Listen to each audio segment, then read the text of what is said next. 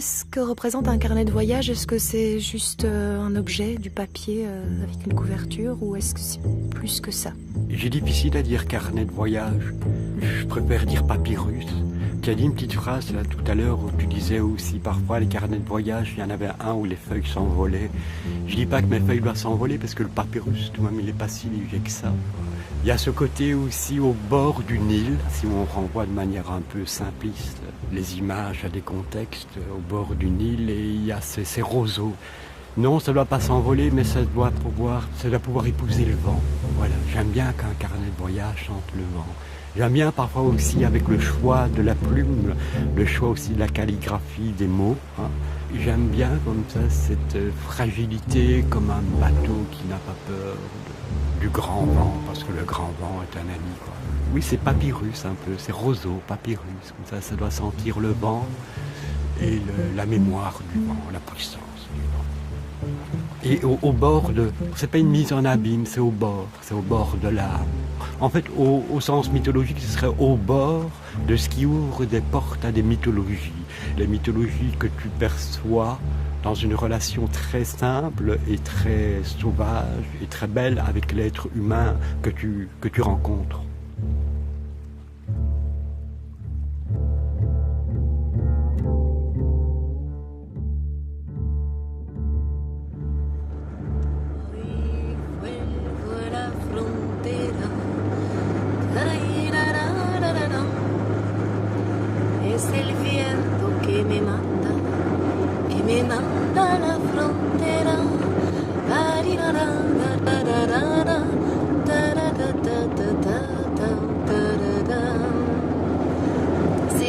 C'est une chanson de Lhassa qui... les deux seules phrases que je retiens, c'est aujourd'hui je vais vers la frontière et c'est le vent qui m'envoie là-bas. C'est super beau parce qu'elle présente sa petite chanson avec une petite histoire comme ça, et elle parle aussi des nuages qui parfois bougent et parfois juste ne bougent pas, restent là. C'est très beau, et alors j'aime vraiment bien parce qu'il y a un peu des sonorités mexicaines dessus. Et il y a vraiment un grand paysage plat comme ça. Et à chaque fois, je revois les images de l'altiplano quand j'arrive à la frontière de la Bolivie et quand je reviens au Chili. Donc à la frontière entre la Bolivie et le Chili, cette toute petite douane, avec cet immense paysage, avec ce grand ciel et les nuages au loin qui arrivent avec l'orage et tout. Parce que je revenais à l'hiver bolivien pour fêter le carnaval. Et vraiment ce vent qui est tout le temps super présent, c'est parfois même le soir difficile de marcher tellement il est fort. Et cette chanson elle me rappelle ça. Ces grands espaces. Je peux avoir de l'eau s'il te plaît. J'ai soif. Merci.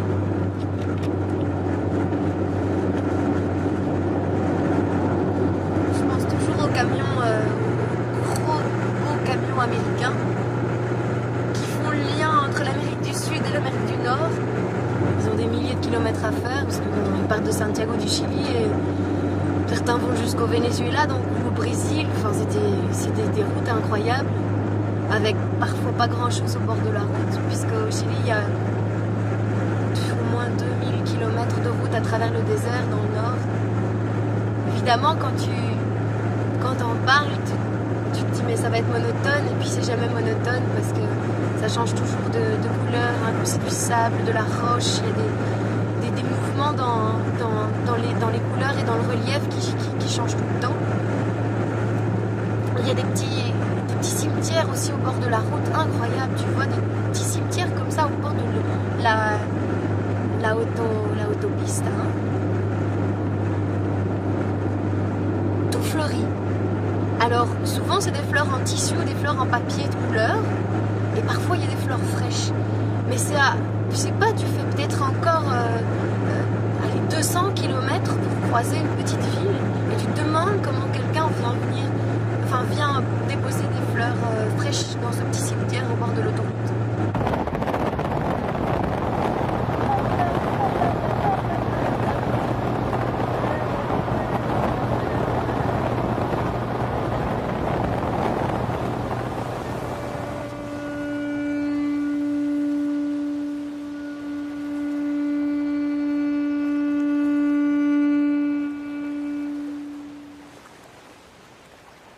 Donc tes carnets sont parfois mouillés par la pluie. Est-ce que tu écris toujours bien à l'abri? Ou est-ce que tu peux écrire aussi dehors, dans le vent? Non, je vais d'abord m'arrêter au mot que j'aime beaucoup, c'est le mot mouillé. Et dernièrement, je disais aussi à un ami de ne pas avoir peur de mouiller en fait l'encre du corps pour y titiller en fait si tu veux l'âme et mettre cette âme qu'on ne sait pas trop ce que c'est quoi, pour la mettre en vibration et y faire surgir de nouvelles harmonies. Ou soudainement comme ça, il y a quelque chose qui est en train de se passer quoi. Il y a une mise à nu où tu ne refais absolument pas du tout le monde, mais où il y a une perméabilité d'être trempé par l'inattendu que tu reçois, cet autre-là que tu reçois, et dans une forme comme ça de jeu de transversalité où tu n'as pouvoir sur rien du tout. Donc pour ça, il faut se tremper comme on se trempe sous la pluie. Il faut se tremper en fait de vie et du récit des hommes et ne pas croire qu'on est le seul et l'unique à détenir quoi que ce soit. Oui, j'aime bien ce mot, être trempé. C'est mouiller l'encre du corps que pour y faire vibrer la résonance de l'âme.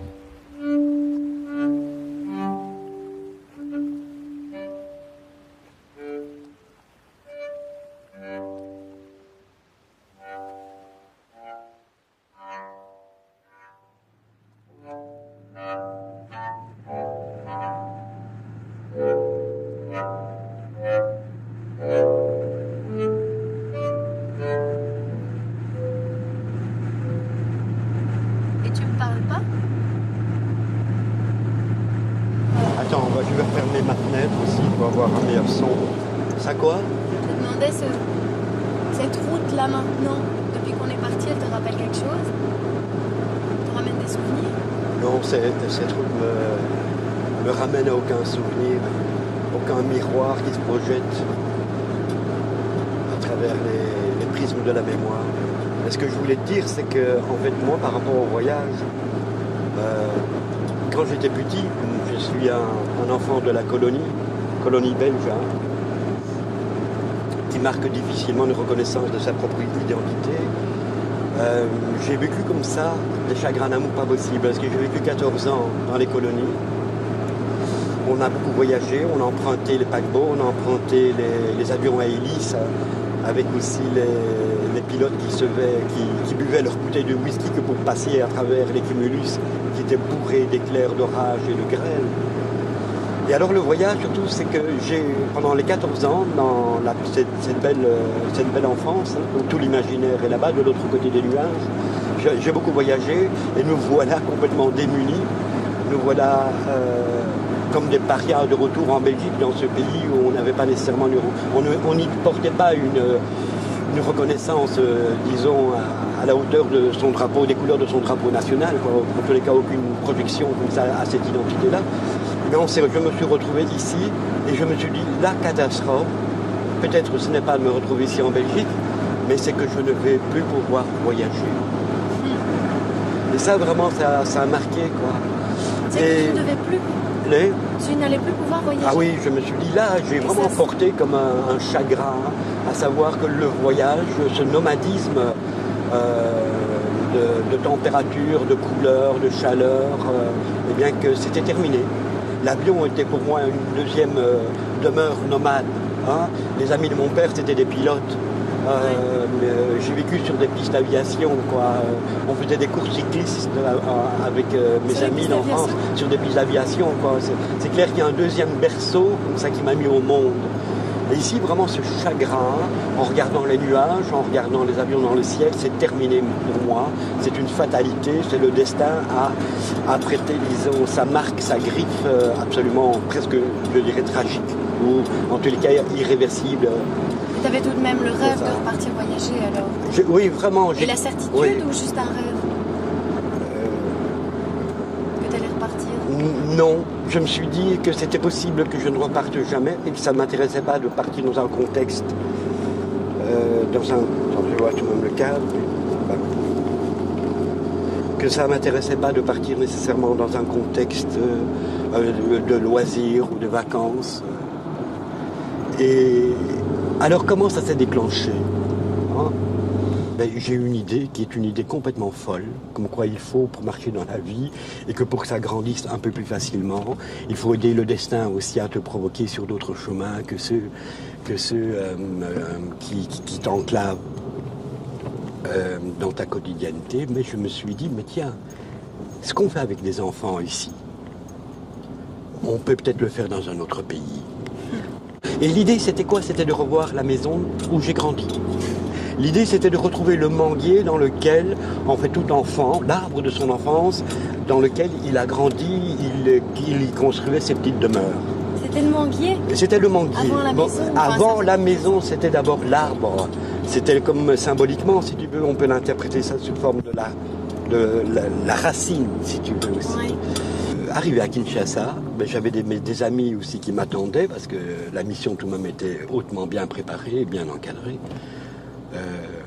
Et c'était étonnant, quasiment les yeux fermés, là où mon ami coopérant qui était là-bas, monsieur Claude Lechat, était sûr d'avoir trouvé la maison. Moi je lui dis non, c'est pas le bon chemin. Donc après 35 ans, je lui dis tu vas tout droit. Tu prends la première à gauche, tu prends la deuxième à droite, maintenant tu ralentis, regarde, c'est celle de gauche. Et j'ai vu ma maison, et j'ai vu l'arbre. Et la première réaction que j'ai eue par rapport à l'arbre, j'ai dit mon Dieu qu'il est petit. Et puis je me suis dit mais c'est moi qui ai grandi. Voilà l'âme. Donc j'ai revu mon manguier. Mon ami Claude m'a dit mais écoute on va sonner, tu vas revoir. J'ai dit non, cette maison appartient à une autre mémoire. Moi, je ne suis pas ici en pèlerinage, quoi. C'est une autre Afrique que je vais découvrir. Et c'est comme ça que c'est parti. Et puis, il y a eu, évidemment, enfin, un peu comme toi, mais il y a eu la Bolivie, il y a eu les camps réfugiés en ex-Yougoslavie, il y a eu le Sénégal, la Casamance, il y a eu le Bénin, le Burkina Faso, etc. Et nous voilà arrivés au port d'Ostende. Eh bien, je vais montrer. Voilà, le premier bateau qu'on voit. Oh, un super 3-mâts. Ouais, il est magnifique. Donc c'est le bateau sur lequel on va Mais t'as vu comme ça, moi je viens de te parler du manguier, et ici maintenant, eh ben, racine de la mer, un 3-mâts de la mer. 3-mâts. On va essayer de se garer là dans le coin. Oui, ce serait peut-être pas... Oui. Moi ce que j'aimerais bien, c'est faire peut-être La gare est très belle aussi, regarde. Ah ben, ouais. Est-ce qu'on se gare ici ou plus loin?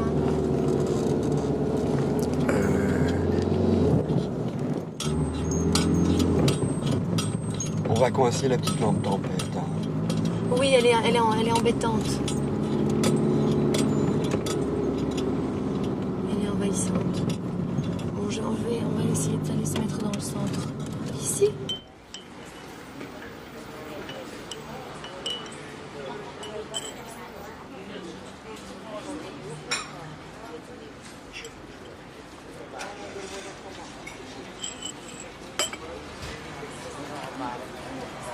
Mercredi 6 décembre 1999. Bon anniversaire Christian. Je t'ai envoyé une étoile et un rayon de lune d'El Valle de la Muerte, dans le désert d'Atacama, dans le nord du Chili. Ça fait 3 jours que nous sommes rentrés dans le ventre du désert, en passant par une variété innombrable de types de désertification, de pierres, de sable, de plantes de toutes sortes. Des couleurs de nuances très subtiles, allant des différents tons de mauve au vert, en passant par le rouge et le brun. Une merveille à chaque instant à te couper le souffle. L'arrivée à Antofagasta, à la nuit tombée, dans la brume, aux allures de ville fantôme, des petits villages ça et là, au loin, dans la route perdue dans la nuit silencieuse, te donnent envie de pleurer d'émotion.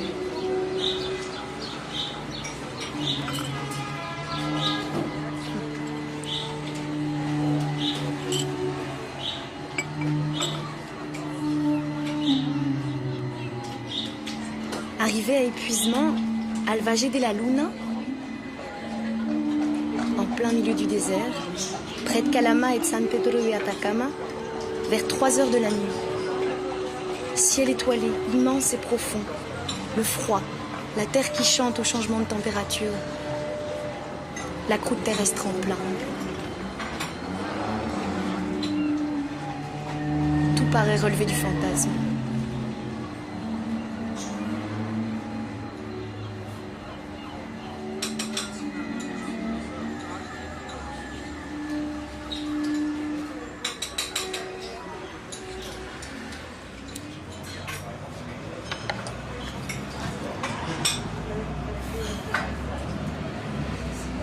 Le 28 mai 1956, Élisabethville.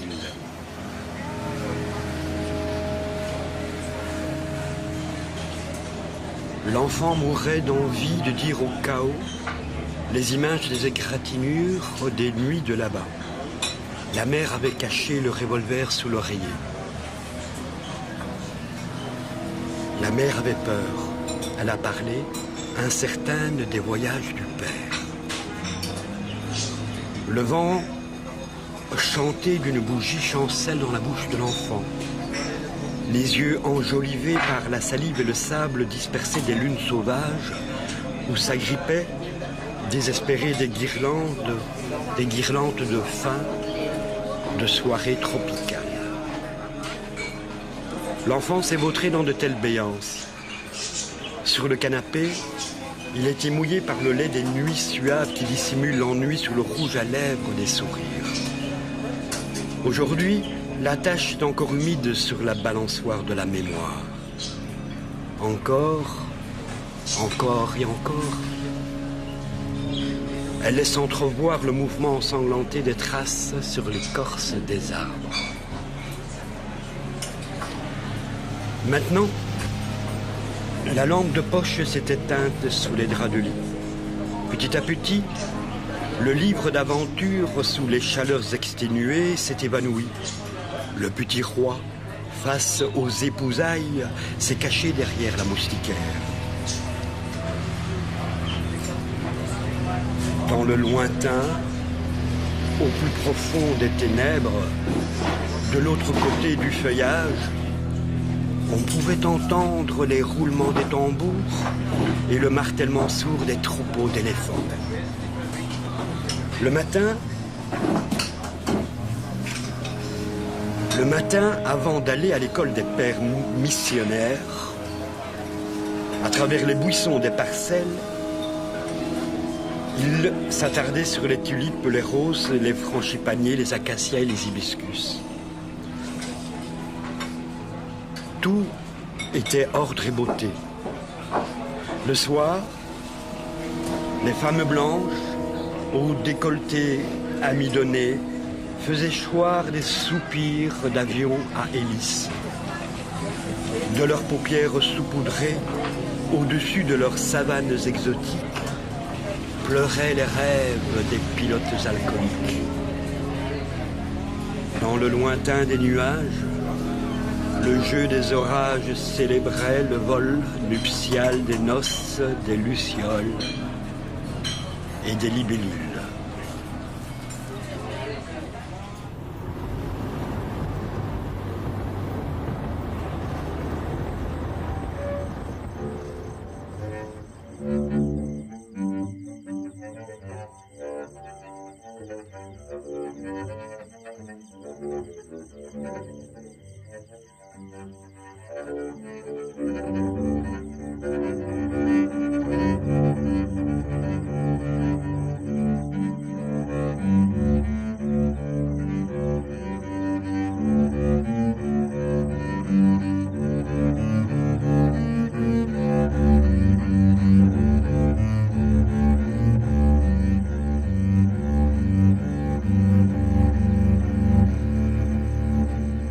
Que dans tes voyages, l'écriture du carnet de voyage, c'est tous les jours ou à quel moment tu te mets à écrire ou tu décides je vais écrire?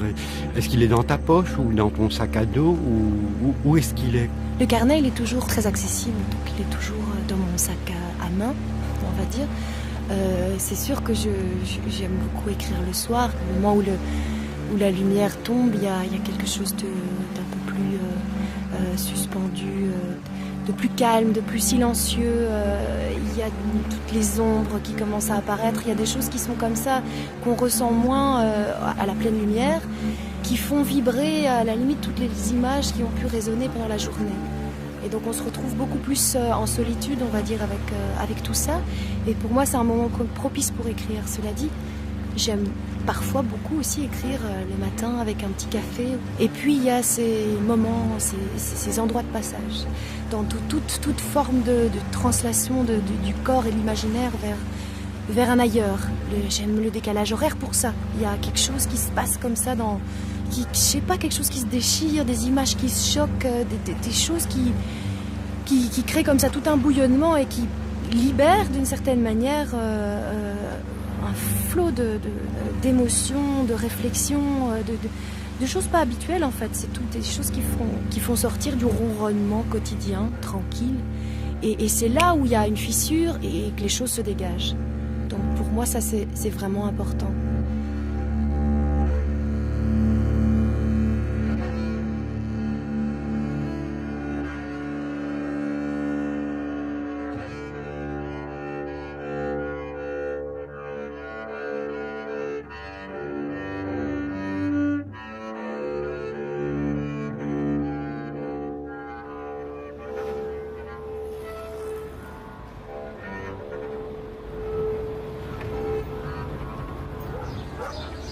Le 1er février 1995. Nous vivions sans électricité à Sarajevo. Non, l'eau vraiment n'a pas été coupée. On entendait dans le lointain le cliquetis rauque des chenilles des tanks sur l'asphalte. Un vent froid dans le dos qui me nouait les tripes. Légèrement sifflant, légèrement sifflant. Une atmosphère vidée de vie où le moindre geste vous trahit. Nous étions à chaque seconde comme aux abois, comme à l'affût.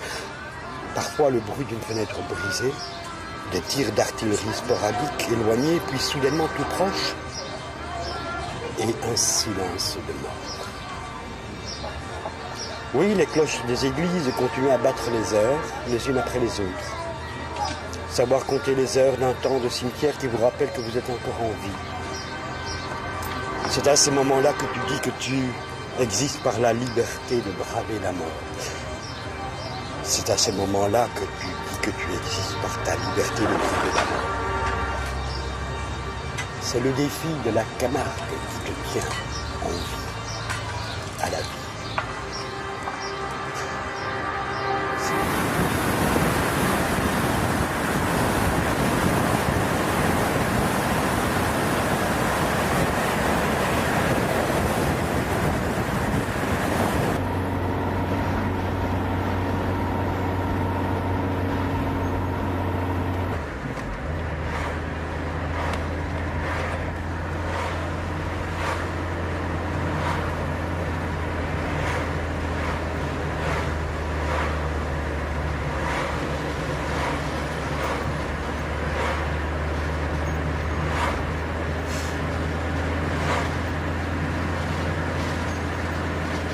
Ta petite culotte, elle est rouge, j'ai des bons yeux, hein. Ben, j'ai vu tout à fait par hasard. Hein. Je m'assois n'importe comment.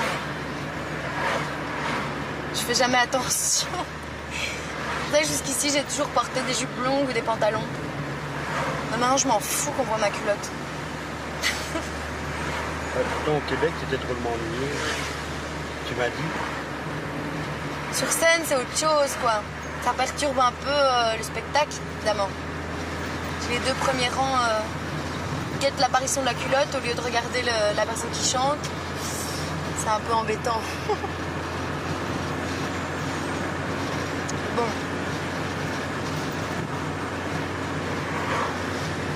C'est la première fois que je jouais de l'accordéon assise, donc je ne savais pas comment me tenir avec ma robe.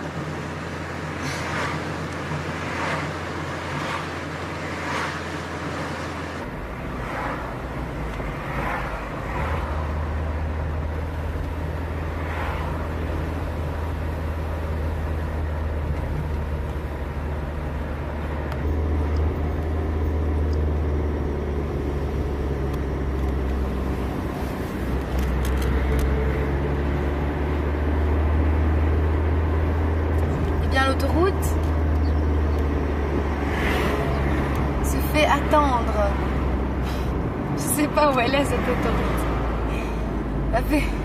Ah, tiens, peut-être, enfin.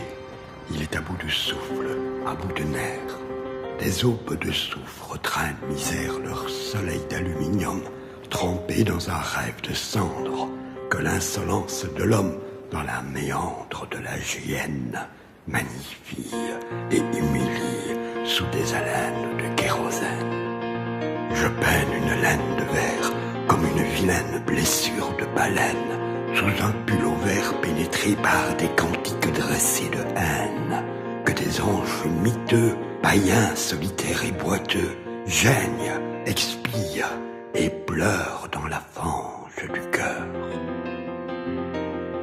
Que de voyages enchaînés à des lignes droites, comme des mirages d'automates ouverts sur la trappe d'un vide qu'aucune légende ne prodigue dans les offrandes des veillées de leurs images. C'est un rapace mourant sur un trapèze à la dérive. C'est une silhouette sombre et suspecte, souillée dans des colliers de fer, à travers le plexiglas d'un sas qu'il prend pour son temple. Et puis, c'est un cerf-volant en feu, entre les mains d'un enfant de misère, qu'aucun voyage dans un livre d'images ne veut.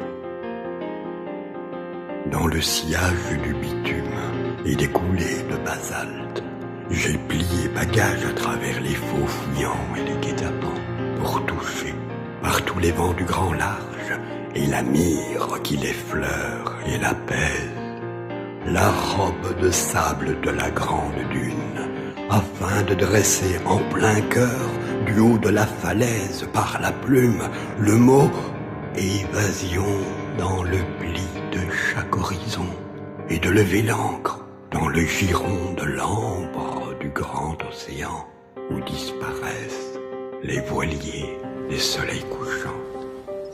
21 juillet 1990, Kigali. L'avion atterrit et nous mettons pour la première fois depuis 12 ans les pieds sur la terre d'Afrique. La première impression que j'ai eue lorsque nous avons traversé le quartier populaire était de la honte. J'avais l'impression d'être spectateur de toute cette pauvreté. C'est vrai qu'on dit toujours « quel mignon petit bout » pour un enfant qui court pieds nus sur la route. On trouve belles toutes ces femmes avec leur bébé dans le dos et avec 4 ou 5 poteries sur la tête. On trouve mignon ces petites maisons en terre avec un toit de paille.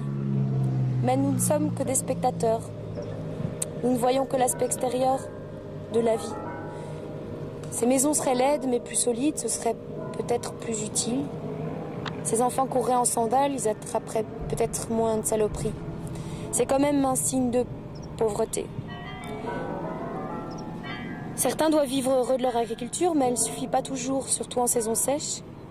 Puis il n'y a qu'à savoir que 3 enfants sur 5 meurent de malaria ou autre maladie infantile, qu'une personne sur 3 est séropositive dans ce quartier, pour se rendre compte qu'il y a quelque chose qui cloche.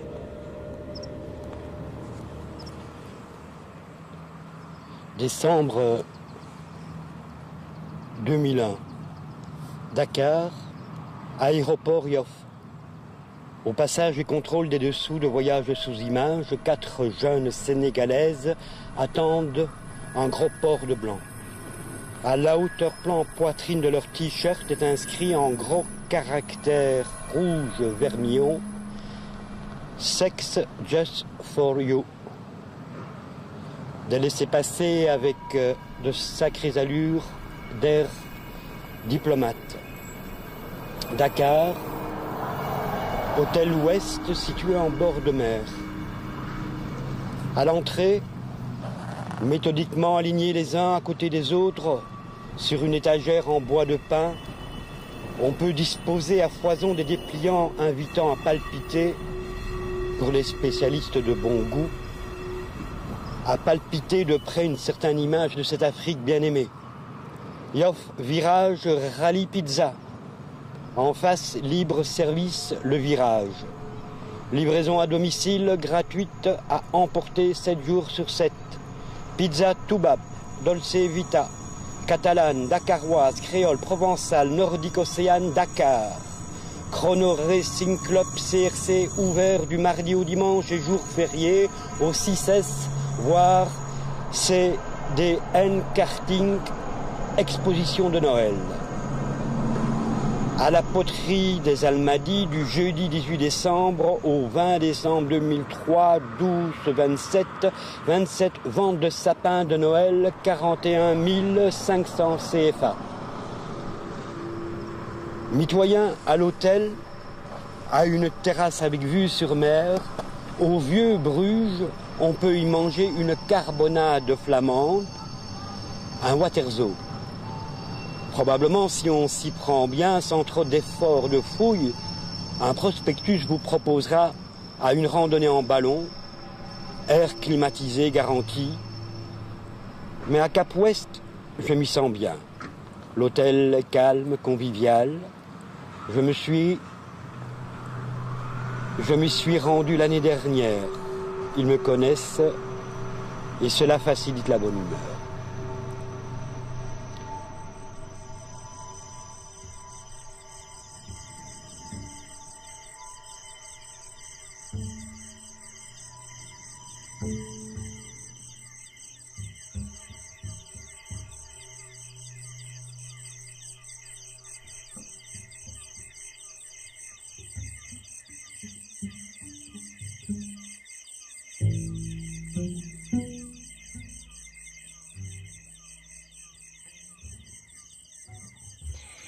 Et est-ce que tu écris des carnets de voyage ici à Bruxelles? Est-ce que tu arrives à te sentir parfois comme dans un voyage ici? Eh bien, non. Non. Tu me demanderais pourquoi. Je dirais, mais tout simplement parce que je trouve ça complètement inutile. Tu me demanderais pourquoi. C'est parce que tu trouves pas de ligne d'horizon à marcher dans cette ville. Non. Il y a trop de murs. Il me faut des couchers de soleil pour écrire un carnet de voyage. Il me faut pouvoir me perdre. J'aime bien me perdre dans la savane. C'est dangereux de se perdre dans une ville. Donc l'âme a besoin de ces 5 sens. Que ces 5 sens puissent s'exprimer, se développer. Donc une phrase qu'on va dire, comme ça, mais un carnet de voyage, ça nourrit l'âme.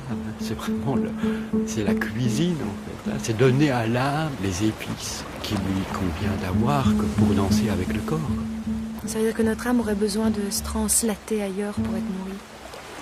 Si l'être humain perd son récit, et le récit ne peut venir que par le voyage qu'il mène à la rencontre des autres sur d'autres terres, s'il perd son récit, l'être humain n'existe plus. Et nos civilisations à nous sont en train de perdre leur récit. Il n'y a pas de récit dans une ville. Il y a du tohu-bohu, il y a des histoires qui se passent et qui se fracassent constamment borderline. Donc ce serait cette force-là qu'un carnet de voyage peut... Il faudrait que presque chaque être humain qu'on dit sans papier ou clandestin écrive son carnet de voyage. Je suis certain qu'on changerait de vision, d'écoute vis-à-vis de ces gens-là. On dirait mais ce sont des héros. Et ce qu'ils ont vécu, je pourrais jamais le vivre. C'est des Ulysses, quoi. C'est des gens de l'épopée contemporaine, quoi. Et on ne veut pas reconnaître ça.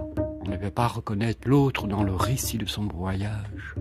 Tu vois. On ne veut pas reconnaître aussi que l'autre qui vient chez nous, c'est aussi pour nous rencontrer. Chaque personne est ambassadeur de quelque chose. Chaque personne est ambassadeur d'une mémoire. Mais ce n'est pas un livre d'histoire qui peut raconter ça. Un carnet de voyage peut être plus sensible et perméable à ça, quoi.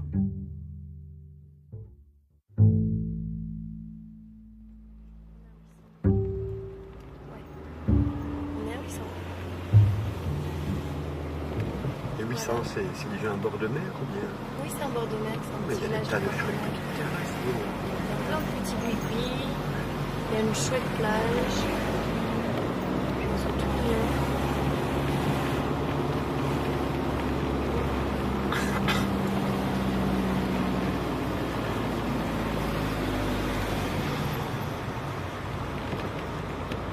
Il y a du monde, hein.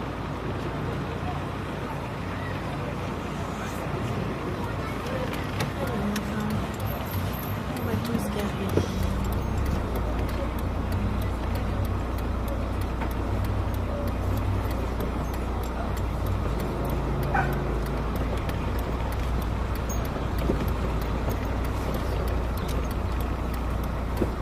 On se lèvera comme ceci. Voilà. Une place. On va acheter des cartes postales. Bah oui.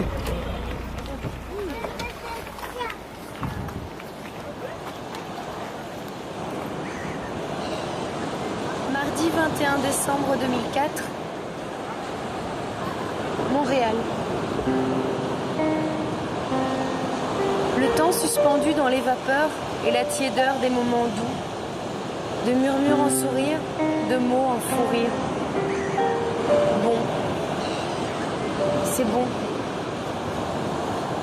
Passer la frontière où le corps s'égare et l'esprit s'absente, laissant l'essence et l'imaginaire revenir à leur origine, découvrir leur matière brute, retrouver l'essence, même l'espace d'un instant. L'herbe rieuse amène le chocolat et le chocolat la poutine au bon vin rouge et le bon vin rouge à l'amitié, l'amour et le partage. La bonne odeur du bon foyer. Dehors, il fait moins 30. Dedans, il fait soleil et bon respirer. La musique berce. Vladimir Vysotsky, Richard Desjardins, Ferré, Noko. Et nous. J'erre dans une fatigue incommensurable, où l'esprit a, pour mon bonheur, perdu la vivacité. Le corps épuisé ne fait plus obstacle. Une belle fatigue. L'achèvement d'une longue course pour s'arrêter là un moment et se laisser vivre et sentir, lire et écrire, rire et pleurer. Accorder ce temps précieux à la vie, tout simplement, sans nulle autre contrainte. C'est bon. Je sombre dans le sommeil avec délectation, un sourire accroché aux pommettes et je te rejoins en rêve. Prépare-toi, je suis là. Bonne nuit.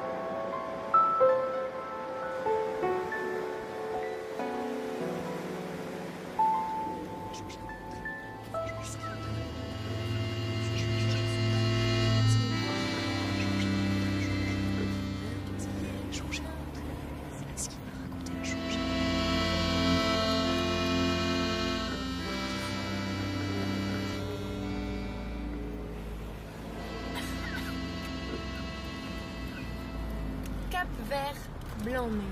Salut à toi. Sur ma route, celui qui ouvre une porte à la chaleur. Viens. Celui qui porte le désir et le vent. Tu sens bon la terre. Salut à toi, juste un sourire entre tes lèvres et les miennes. Réminiscence d'une enfance, ou bien l'enfance à toi du bout des doigts. Dansent les tempêtes, les océans. Ton corps respire à l'aube. Les horizons tremblants. Soif de route et de soleil. Oh là là là là là là. Regarde un peu à droite.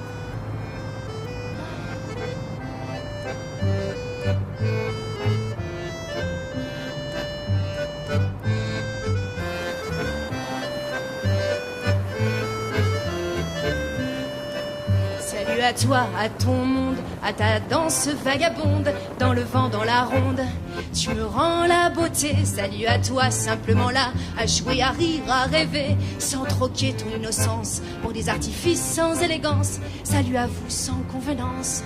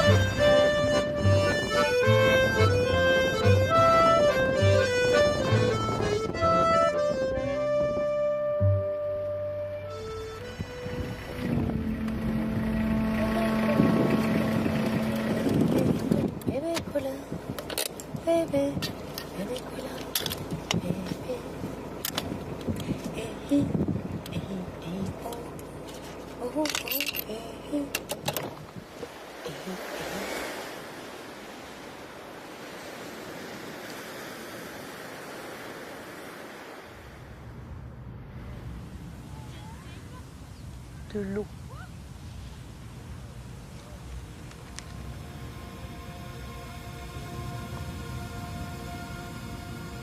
Mercredi 12 janvier 2005, Montréal, 4 heures du matin, retour de Sherbrooke et neige. Doux tourments, violentes incertitudes, ouragan de passion, élan de générosité, mélange amer heureux, scène magique, la traversée de paysages grands, lumière des villes déchirant le ciel comme une aube naissant au milieu de la nuit noire, glace en coulée vert translucide sur mon âme neigeuse habillée de rêve. Je me perds dans la passion d'un voyage insoupçonnable au monde musical, baigné dans un univers sonore non habituel. Rupture, cassure de mes sons cocons, tendresse rock'n'roll électrique, translucide, colorée par les éclairages scéniques. Mon accordéon apprivoise mes doigts et mon cœur apprivoise ses sons. Feeling en crise sur une mer de charme et de générosité. Mes émotions s'entrechoquent dans ma cage thoracique trop étroite. Ma respiration crache les mots et les sons. Ample sur la Seine et si petite quand je redescends. Les fantômes de mes histoires sont là, toujours là. La guerre est déclarée, le combat commence entre le plaisir et l'ombre. Le combat recommence entre rêve et réalité. Aventure exaltante, palpitante, j'ai plongé nue dans le cœur d'un voyage inattendu. Hasardeux et pourtant si vrai. Je vis mon présent avec délectation. Rue du Doyenné, le 14 juin, il est 2 heures du matin.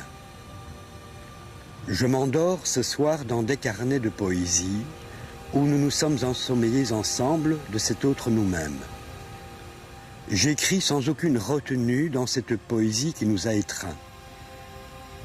Je ne sais vers où nos libertés nous porteront aux paroles de nos aubes, mais embaumés délicatement par les fumées de nos feux de braise, mes yeux se sont brûlés à la saveur extrême de ton corps, béant de sourires nus, et de nos lèvres de raisin de la colère. Au plus près de nos écarts d'écartement de mains de sextant marin, j'ai vécu un amour d'enfance de balançoire, où au plus haut des vertiges, je jetais à l'océan l'ivresse insensée d'un corps d'enfant dégoulinant de nudité. L'ivresse de cette main qui tient à bout portant l'amour érectile, dégainée à outrance pour briser la vie dite au fil des épées. Rien d'éphémère tel un papillon de folie aveugle. J'ai aimé, j'aime ce mouvement félin, à l'appel d'eau des rivières tièdes de nos crépuscules, tout notre exil écartelé.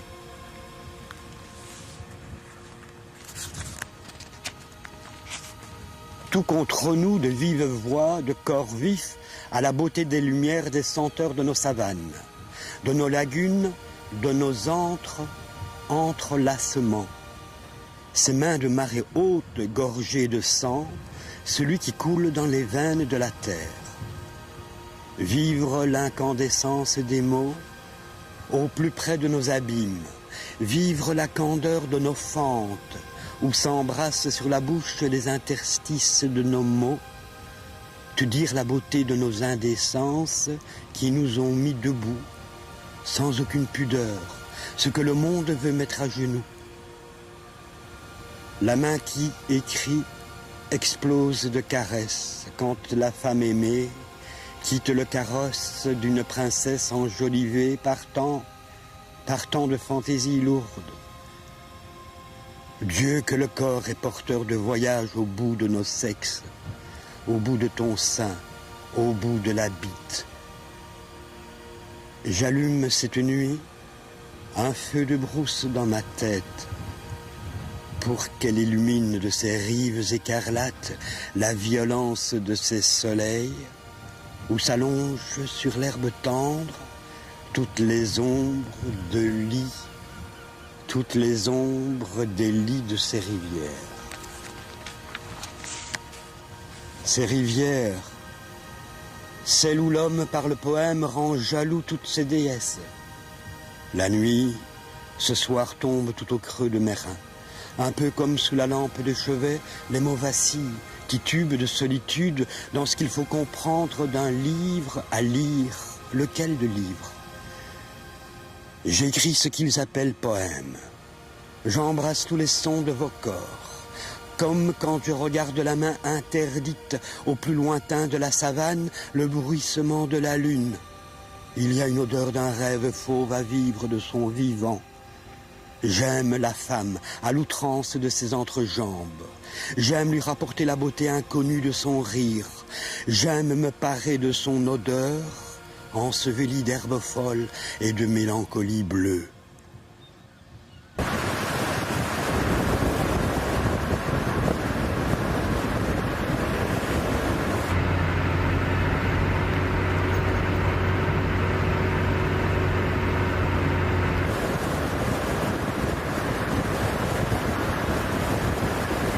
Bruxelles, le 18 janvier, 7 heures du matin. J'allume la radio. Tapis de bombes ultra perfectionnés sur une partie du monde. C'est la guerre. Guerre, guerre, avec précision du scalpel. Mots d'infamie tel l'art de la guerre. Kermesse boudin abjecte de la curée verbale des journalistes. Les généraux sont en tenue de scène. Les hélicos papillonnent et bourdonnent. Le frissonnement des pales aère les pleurs de l'arabe agonisant dans le désert. Films en direct sur un début de bout de fin de monde, on remarque à travers les paillettes de lumières assassines des yeux de la speakerine les scénarios pornographiques de nos lendemains. Diarrhée américaine sur l'imaginaire du monde, ça en coince plus d'un. Gadgets aériens meurtriers pour satisfaire les chaleurs des ménagères innocentes. Les écrans sursaturèrent de plus belles les mensonges et les trucages. Nuée de bambins chialant dans les cockpits éventrés, la chute de l'ange, il y a longtemps que les images n'avaient accordé à l'imaginaire un tel effroi. À travers les zigzags des corps traqués dans les interludes des escales impromptues, on pouvait voir, par-delà la solitude des légendes et la fourberie extrême de notre temps, la longue fatigue silencieuse de nos désirs perdus dans les divagations de leur sillage. Désuets sur les guenilles de notre actualité, nous nous couvrirons de gloire et de vanité par la misère des autres. Vie vidée de sens, engrossée par les leurs et les simulacres, nous vaincrons à travers les fantaisies insolites de l'ennui. Nous étendrons nos rêves à l'ombre des missiles, à l'écart de toute vie.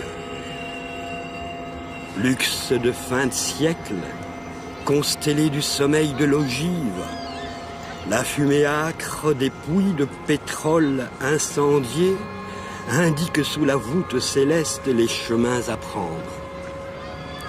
Ces grands bûchers, tel un éclairage de programmes de variété, balisent nos ivresses comme des parodies de justice où l'enjeu de la terre devient un divertissement. L'horizon, alors, promet une mise en abîme, une mise en scène que certains jouent au dé, tirent au quart. Dépipé. Terre dépipée.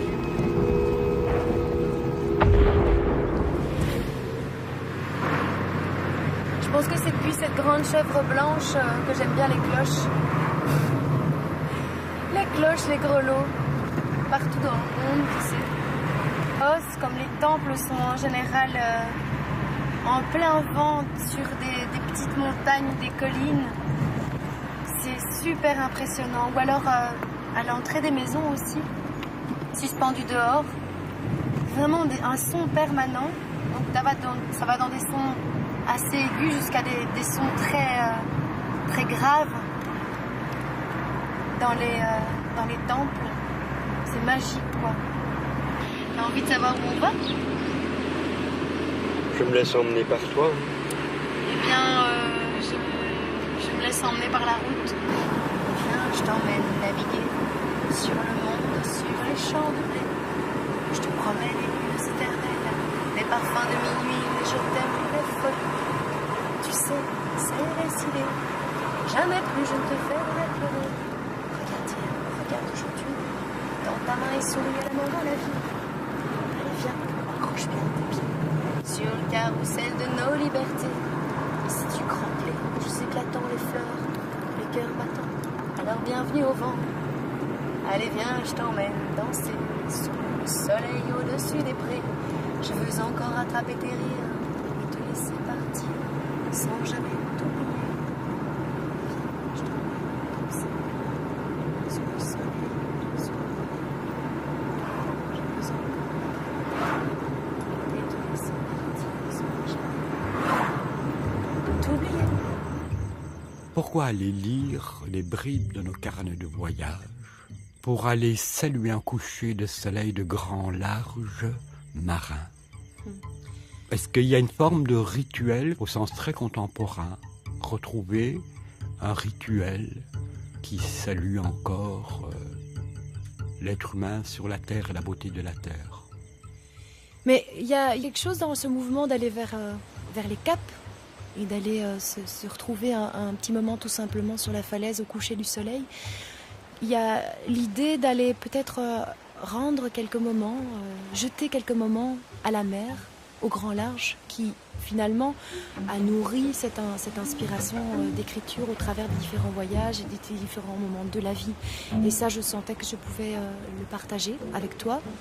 Oui, ça peut ressembler à un rituel pour aller remercier cet horizon, d'être là et de permettre de pouvoir s'évader à certains moments et de nourrir par le voyage les rencontres, etc., les couchers de soleil, de nourrir cette écriture et cet imaginaire.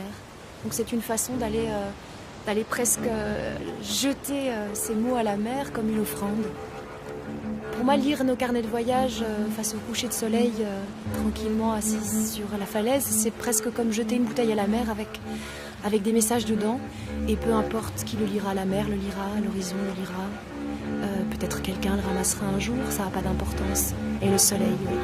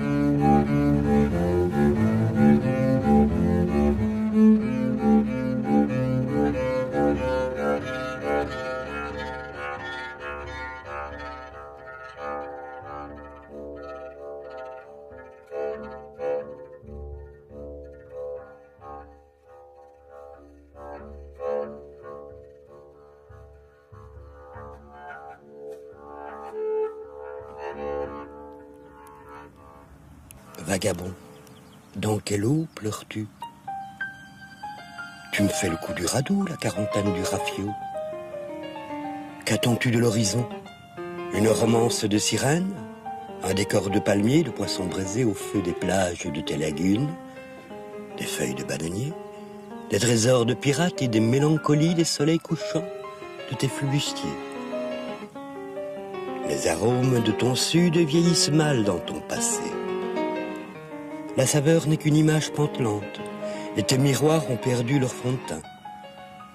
Tu sens le sel marin boucané, usé, rance. Ta poudre est mouillée, ton sabre rouillé. Et aujourd'hui, tu cherches encore à donner carène à ton navire. Qu'il est lourd le sort que tu as réservé à tes anges. Tu prends tes bénitiers pour l'eau de tes naufrages.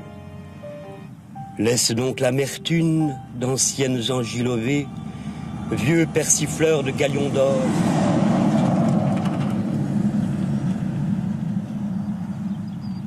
Vagabond, tu ne moucheronnes l'enfer que par signe de croix. Qu'il est bien triste ce deuil où seul le requin tient proie. Je traîne dans l'océan de mes mémoires quelques images, comme un trésor dans un grimoire. Je traîne dans l'océan de mes mémoires mes pieds poudrés, griffés, usés par les histoires de ces brumes où naît la cruauté du monde et de ces lunes où jaillit la beauté du monde. Je me prends parfois à y croire. Une cigarette se déhanche dans mes nuits solitaires. À Paris ou Alger, Bruxelles ou Buenos Aires. Notre ciel est le même. Et pourtant. Comme une île, je rêve d'un monde qui ne m'attache pas. Comme un désert, je rêve d'un ciel qui évade mes pas. Tu sens bon dans la moiteur de la mousson. Ton regard colle à mon ombre qui s'oublie à l'horizon. Mes doigts picotent, ma peau chatouille, et ça c'est toi. Tu m'emmènes, dis-moi, c'est encore loin, là-bas. Secret, chuchote entre les pierres, regret, jetons-les. jetons-les à la mer. Immense, le monde bouge entre nous deux, mes rêves me piquent et la mer monte entre nos bras. Je peux prendre ta main, juste une fois, je peux prendre feu. Je peux prendre feu avec toi.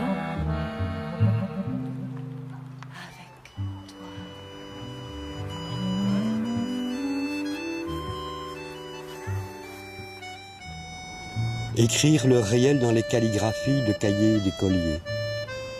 Dessiner, par les mots, la vie rencontrée à tout moment. Dire le mouvement qu'il y a entre l'objet et l'espace, le regard et l'horizon. Peindre les mots sur les galets blancs, les écorces d'arbres, les boîtes en fer blanc, les feuilles de bananier, les roues de bicyclette, les chapeaux de paille, les cornets de téléphone, les hélices d'hydravion ou les chaînes de montagne, les nuages gris. Écrire des mots comme grains de sable, grains de folie, grains de beauté, grains de poussière, grains de sel, grains de fantaisie par gros grains. Et puis veiller au grain sur un banc de sable, seul, sans prise au vent. Jouer de plus belle avec l'essence de la vie, en perdre la tête, le nord, aller au sud, raconter la mémoire des imaginaires, transportés par les traces invisibles, qui délassent les nœuds du récit, et puis écrire un film. Seul je bouge entre tes yeux, entre tes mains, mes pieds trépignent dans le silence. Je peux prendre ta main, juste une fois, je peux prendre feu. Je peux prendre feu